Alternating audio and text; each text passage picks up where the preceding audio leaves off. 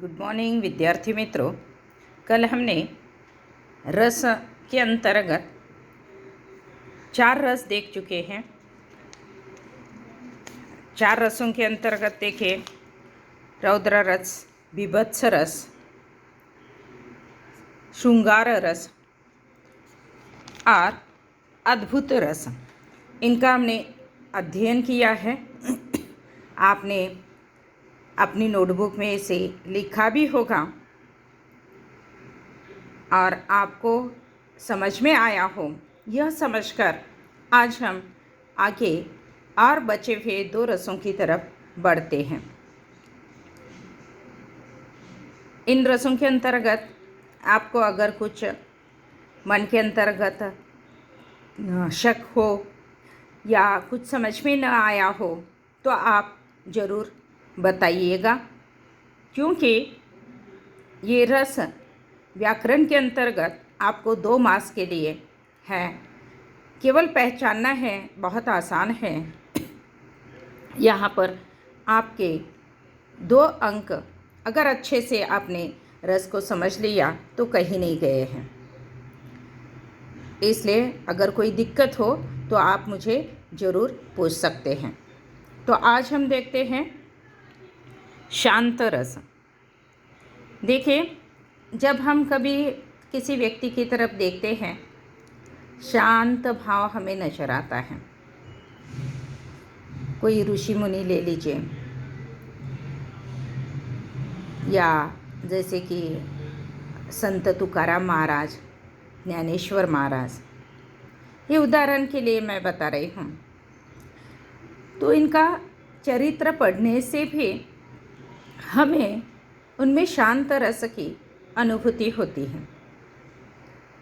तो साहित्य के अंतर्गत शांत रस मतलब जहाँ भक्ति, नीति, ज्ञान, वैराग्य, धर्म, दर्शन, तत्वज्ञान और सांसारिक नश्वरता संबंधी बातों का वर्णन होता है, वहाँ शांत रस उत्पन्न होता है। ज्ञान होने अथवा मन में वैराग्य उत्पन्न होने पर मन में ऐसे भाव जागृत होते हैं। तो यहाँ पर एक बात निश्चित है, जिसने भगवान के प्रति भक्ति है तो निश्चित वह नीतिवान होता है, वैराग्य के समीप वह पहुँचने लगता है। इस संसार के प्रति उसे नश्वरता का ज्ञान होता है। सब कुछ बस हम यही छोड़कर चले जाने वाले हैं, और जो हम भक्ति करेंगे बस वही भक्ति हमारे साथ आने वाली है। बाकी और कुछ भी हम साथ में लेकर नहीं जा सकते हैं। यह बात हमारे धर्म के अंतर्गत, हमारे धर्म ग्रंथों के अंतर्गत बताई गई है, और इन बातों से हमें शांत भाव नजर आने लगता है। अपने आप में व्यक्ति जब शांत होता है, मोह, मत्सर, द्वेष, ये जो षडरिपु है, इन षडरिपुओं के ऊपर जिसने विजय पाली है, कोई भी चीज़ उसके सामने हो तो उसके प्रति आसक्ति उसके मन में निर्माण नहीं होती है। कोई चीज़ मुझे चाहिए, जो नहीं है वह चाहिए, और जो है उसका बहुत उपभोग लेना है, यह कोई भावना उसके मन में नहीं होती है। और ऐसा व्यक्ति ये शांत भाव अनुभव करने लगता है। बस यही बात आपने बहुत बार ग्रंथों के माध्यम से हो सकता है, टीवी सीरियल के माध्यम से हो सकता है, कई छोटी सी एक कथा के माध्यम से हो सकता है।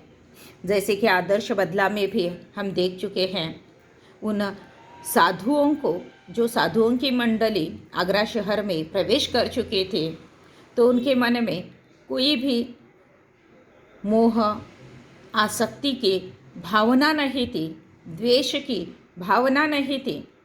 और जो भजन गा रहे थे, कोई ऊंचे स्वर में, कोई नीचे स्वर में, कोई सुर ताल हो ही, और मुझे कोई सुन रहा है, इसके लिए भी उन्हें कोई किसी भी तरह का फर्क नहीं पड़ता था।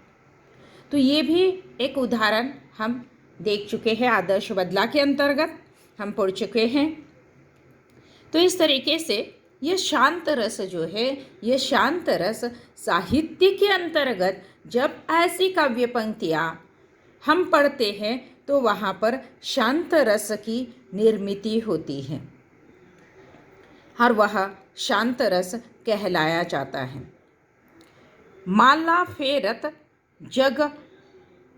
माला फेरत जुग भया, गया न मन का फेर, कर का मन का डारी कै, मन का फेर। यहाँ देखिए, हम निश्चित रूप से देखते रहते हैं कि किस तरीके से जो भक्ति में लीन होते हैं लोग, सचमुच भक्ति में लीन हैं, उनके लिए मतलब उनकी हाथ के अंतर्गत 108 मणियों की जो माला होती है, देखिए ये मणियों की माला फेरते रहते हैं, नामस्मरण में लीन रहते हैं। ऐसे लोगों की तरफ देखने के बाद हमें महसूस होता है कि सचमुच इसने शांत रस की तरफ बढ़ चुका हुआ व्यक्ति है और ये शांत रस अनुभव कर रहा है। यह हम सामने से देख भी लेते हैं। लेकिन कई बार यहाँ कवि का कहना यही है, देखिए, कि माला फेरत जुग भया, गया न मन का फेर।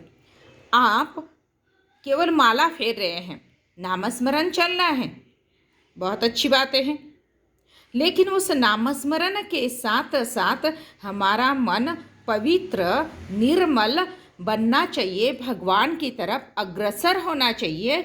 लेकिन ये न होते हुए हमारे मन के अंतर्गत अनेक सारे भाव उस नामस्मरण के साथ साथ हम मैल जमा कर रहे हैं। किसी के प्रति हमारे मन के अंतर्गत बुरी भावना आ जाती है, किसी के प्रति द्वेष निर्माण हो जाता है, और ये सारा मैल लेकर हम वह भगवान का नामस्मरण कर रहे हैं, तो यहाँ कोई मतलब ही नहीं है। देखिए, इस तरह की भावना लेकर अगर आप माला फेर रहे हैं तो इसका अपने जीवन के अंतर्गत कोई भी महत्व नहीं है, उसका कोई अर्थ नहीं बचता है। तो यहाँ हमें देखना ये है कि कर का मन का डारी कै, मन का फेर। यहाँ कवि बस यही कहना चाहते हैं कि कर का मन का डारी कै, कर मतलब हाथ, हाथ की माला जो है, मन का मतलब वह जो मणियों की माला होती है उसमें एक शिरोमणि होता है जहाँ से आरंभ होता है। देखिए, तो ये जो है कर का मन का डारी के, वह आपने हाथ में अपने कर में जो माला ली हुई है उसे डाल दो, फेंक दो। मन का फेर, पहले तेरा मन का फेर मतलब तेरे मन में जो मैल है उस मैल को पहले धो ले। उस नामस्मरण के द्वारा तू अपने मन के मैल को साफ कर ले। द्वेष, मत्सर, बुरे विचार जो भी तेरे मन में आता है उसे पहले तू निकाल दे और बस ऐसी अवस्था धारण कर ले कि जहाँ पर कोई भी विचार मन में नहीं आता हो। और विद्यार्थी मित्रों, यह अवस्था प्राप्त करना इतना आसान नहीं है। 5 मिनट के लिए आप यह प्रयोग करके देख सकते हैं कि आप तय कर लीजिए कि मन में कोई भी विचार न आए, ऐसी अवस्था हम प्राप्त करें। अगर आपको ये संभव होता है तो आपने बहुत कुछ ऊंचाई प्राप्त की है, यह इसका द्योतक है, परिचय देता है। तो बस यही बात हमें ध्यान में रखना है कि जो यहाँ पर शांत रस की निर्मिति के लिए किस तरीके के भाव विचारों की ज़रूरतें हैं। दूसरा उदाहरण की तरफ बढ़ते हैं। माटी कहे कुम्हार से, तू क्या रौंदे मोहे। माटी कहे कुम्हार से, तू क्या रौंदे मोहे। एक दिन ऐसा आएगा, मैं रौंदूंगी तोहे। एक दिन ऐसा आएगा, मैं रौंदूंगी तोहे। जो कुम्हार का काम होता है, देखिए, कुम्हार के लिए जब तक मट्टी जो है वह मुलायम, उसके लिए बहुत दिनों तक वह भिगो के रखता है, और जब वह एकदम मुलायम माटी में वह क्षमता प्राप्त जब तक नहीं होती है कि एक सुंदर से मटके को वह आकार दे पाएगा, तब तक वह उसको रौंदता रहता है, मलता रहता है। और इसीलिए ये देखिए, भाव जो उत्पन्न होते हैं, जो कुम्हार है वह ये काम कर रहा है, और काम करते करते उस माटी के साथ इतना घुल मिल जाता है कि अपने आप उसके हृदय से यह भाव उत्पन्न होने लगता है कि माटी खुद उसके साथ बात कर रही है, और वह बता रही है, अरे तू क्या मुझे रौंदेगा। रौंदना मतलब जैसे कि हम आटे का गोंद बनाते हैं, वैसे सूखी मिट्टी में पानी डालकर जो घोल बनाया जाता है और उसको रौंदा जाता है। तो ये रौंदना जो है, एक दिन ऐसा आएगा, वह माटी उसे कह रही है कि एक दिन ऐसा आएगा, मैं रौंदूंगी तो है, मैं ही तुम्हें रौंद दूंगी। मतलब तुम इस धरती पर जन्म ले चुके हैं, लेकिन आखिर कहाँ जाने वाले हो। ये तुम्हारा नश्वर शरीर जो है इसी मिट्टी में मिलने वाला है। मैं तुम्हें रौंद दूंगी मतलब तुम्हें आना कहाँ पर है, मेरे पास ही आना है। तो यहाँ पर इस संसार की नश्वरता का उदाहरण देते हुए, नश्वरता का विचार स्पष्ट करने के लिए ये काव्य पंक्तियाँ बताई गई है। तो यहाँ पर शांत रस जब मन के अंतर्गत निर्माण होता है, तब यह काव्य पंक्ति अपने आप स्पष्ट हो जाती है कि ये बिल्कुल सच है। तो यहाँ पर ये शांत रस है। देखिए, यहाँ समझ लेना है हमें कि इस तरह का अगर कोई और भी उदाहरण हमें परीक्षा में दिया जाता है, तो बस यहाँ पर शांत रस है, मतलब एक अंतरंग में शांति महसूस होती है, वह है शांत रस। अब भक्ति रस की तरफ बढ़ते हैं। देखिए, जहाँ ईश्वर अथवा अपने इष्ट देवता के प्रति श्रद्धा, अलौकिकता, स्नेह, विनयशीलता का भाव हृदय में उत्पन्न होता है, वहाँ भक्ति रस की व्यंजना होती है।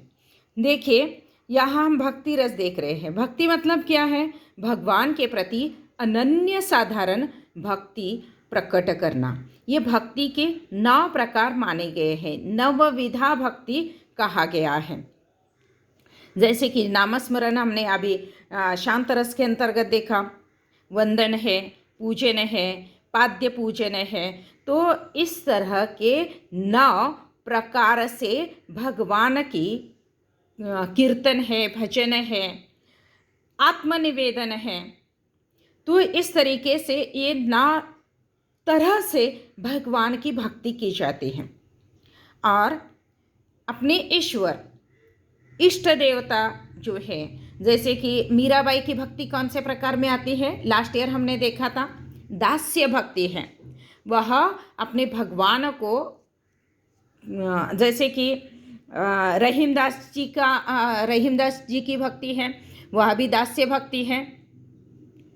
तो यहाँ पर ये कैसे समझते हैं कि भगवान जो है, यह भगवान मेरे मालिक हैं और मैं उसका दास हूँ, मैं उसका सेवक हूँ। इस तरह की भावना जहाँ पर होती है वह भक्ति रस कहलाई जाती है।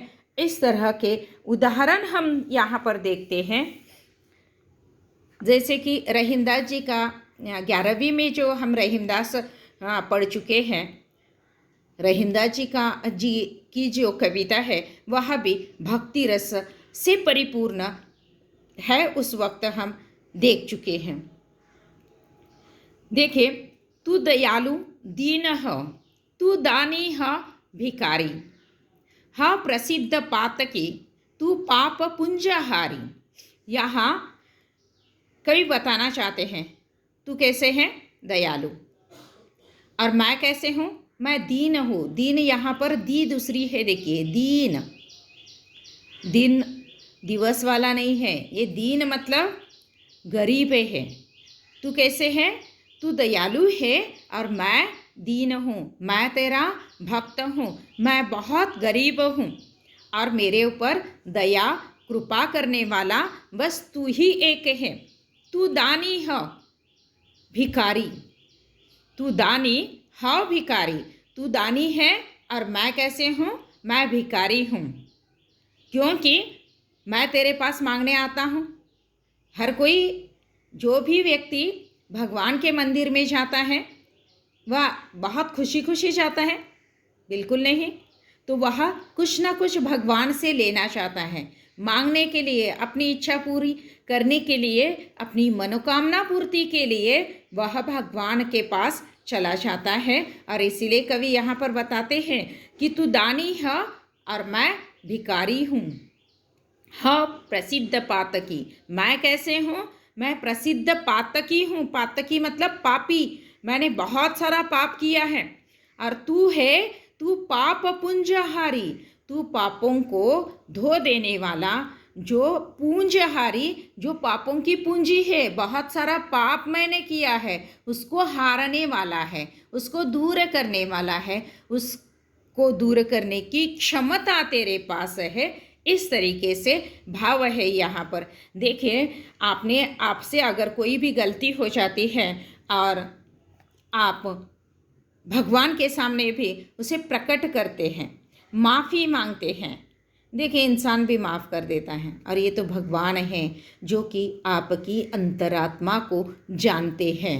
और बस हमने मन ही मन में अगर कोई अपराध हो, अगर कोई गलती हो, तो उसे स्वीकारना भी बहुत ज़रूरी होता है अपने मन के अंतर्गत। किसी को बताओ मत, लेकिन अपने ही मन में आप अपने आप को बता सकते हैं कि अरे ये मुझसे गलती हो गई, मुझसे गलती नहीं होनी चाहिए थी। इस तरह का भाव कई बार हमारे मन के अंतर्गत आता है। और ऐसी जब हम अपना अपराध हो या अपनी कोई गलती हो, तो जब भगवान के सामने उसे हम प्रकट करते हैं, व्यक्त हो जाते हैं, तो निश्चित रूप से वहाँ पर भगवान माफ़ कर देते हैं। दूसरा उदाहरण देखते हैं। देखिए, समदरसी है नाम तिहारो, सोई पारा करूँ, एक नदिया एक नार कहावत, मैलो नीर भरो। समदरसी है नाम तिहारो, तेरा नाम कैसे है? इस संसार में समदर्शी, समान रूप से सभी की तरफ देखने वाला भगवान ईश्वर होता है। भगवान के लिए न कोई जाति है, न कोई पाति है, न कोई धर्म है, न कोई भेदभाव है। गरीब अमीर, बहुत बड़ा इंसान, बहुत छोटा इंसान, ऐसा कोई भी भगवान के सामने नहीं होता है। भगवान को एक गरीब है लेकिन उसके पास देने के लिए कुछ भी नहीं है, फूल चढ़ाने के लिए भी नहीं है उसके पास, कुछ प्रसाद चढ़ाने के लिए उसके पास कुछ नहीं है, लेकिन उसके मन के अंतर्गत शुद्ध भाव जो है वह भगवान को अर्पित कर सकता है। और यही अपेक्षा भगवान की होती है। बाकी किसी चीज़ में भगवान आपको नहीं देखते हैं। तो यही बात यहाँ पर है कि समदरसी है नाम तिहारो, सोई पार करो। इस संसार को पार करने का काम बस तुम ही कर सकते हो और तुम समान रूप से सबकी तरफ देखते हो। तुमने एक ही इंसान यह धर्म बनाया इस धरती पर और एक ही इंसान के शरीर में एक ही खून है। देखिए यहाँ पर कभी भी हम ये नहीं कहते हैं कि ये ब्राह्मण का खून है, ये मुस्लिम का खून है, ये क्रिश्चियन का खून है। इस तरह से हम खून की तरफ नहीं देखते हैं। बस खून की आइडेंटिटी क्या होती है, वह कौन से ग्रुप में आता है। खून की जब हमें ज़रूरत पड़ती है तो उस बोतल पर ये नहीं लिखा रहता है कि वह कौन से धर्म का खून है, तो उसका केवल ग्रुप लिखा जाता है। ये तो हम जानते ही। एक नदिया एक नार कहावत मैलो नीर भरो। एक नदिया है, एक नार कहावत। एक नदी है और एक नाला है। देखिए दोनों भी जाकर समुंदर को मिल रहे हैं। मैला नीर भरो, और ये मैला नीर जो है, नीर मतलब पानी, मैला जो सड़ा हुआ सा गटार का पानी जिसे हम कहते हैं, तो ये पानी कहाँ चला जाता है, ये पूरा का पूरा पानी समुंदर की तरफ जाता है और समुंदर उसको ग्रहण कर लेता है। नदी का पानी पीने लायक होता है और ये मैला जो पानी है, गंदा पानी जो है, ये पीने लायक नहीं होता है। इसमें कीड़े मकोड़े पनप रहे होते हैं। तो ये दोनों पानी जब समुंदर को जा मिलता है तब वह समुंदर इन दोनों की तरफ, जैसे कि एक नाला भी आ रहा है और एक नदी भी आकर समुंदर में मिलती है, तो समुंदर ये नहीं कहता है कि तुम स्वच्छ हो, तुम गंगा जल हो, मेरे पास आओ, तुम मैले हो, मेरे पास मत आओ। वह दोनों को भी ग्रहण कर लेता है। तो समुंदर यहाँ पर कोई भी भेदभाव नहीं करता है। बस उसी तरीके से एक लोहा पूजा में राखत, एक घर बधिक परो। यहाँ पर एक लोहा है जिसको हम पूजा में रखते हैं, मतलब लोहे की मूर्त होती है, देखिए। और एक घर बधिक परो, बधिक मतलब जो कसाई होता है, जो प्राणियों को काटने का काम करता है, और वह भी लोहे का। छुरी कौन सी होती है, लोहे से ही बनी होती है। तो ये लोहे की जो छुरी है, इस लोहे की छुरी बधाई के घर की, कसाई के घर की छुरी, और भगवान की मूर्त जिस लोहे से बनी हुई है वह भी लोहा ही है। सो दुविधा पारस नहीं जानत। ये दुविधा, ये दोनों में होने वाला अंतर, फर्क जो है, यह पारस, पत्थर जो एक होता है, देखिए पारस मणि जैसे कहा जाता है, तो ये इन दोनों को नहीं जानता है, उसको नहीं पता है ये भगवान की मूर्त है और ये कसाई का छुरा है, लेकिन लोहे का है। बस लोहा पारस के पास चला जाता है, वह कंचन में, सोने में रूपांतरित करने की क्षमता उसमें होती है। कंचन करत खरो, पूर्ण सोने में रूपांतर करने की क्षमता उसमें है। तो ये अंतर नहीं जानता है, उसे कोई मतलब ही नहीं है। जैसे समुंदर को कोई मतलब नहीं है, ये नदी का पानी है, ये नाले का पानी है, गंदे नाले का पानी है, ये समुंदर को इसमें कोई फर्क नहीं है। बस उसी तरीके से पारस को भी इसमें कोई अंतर महसूस नहीं होता है। उसके लिए दोनों भी बस एक लोहा है, और जो लोहा पारस के संपर्क में जाता है वह सोना बन जाता है। तो इस तरीके से यहाँ पर भक्ति रस को भी आज हमने देखा है। तो अगर मैं समझती हूँ कि आपको ये शांत रस और भक्ति रस आज यहाँ पर बहुत अच्छी तरीके से समझ में आ गया हो। आपने केवल परीक्षा में इन पंक्तियों को पहचानना है कि कौन सा भाव इन पंक्तियों में बताया गया है। और इसके आधार पर आपने केवल यहाँ पर जिस तरीके से हम वाक्य भेद लिखते थे, देखिए सरल वाक्य, मिश्र वाक्य, संयुक्त वाक्य, एक ही शब्द लिखते थे, एक मास हासिल करते थे।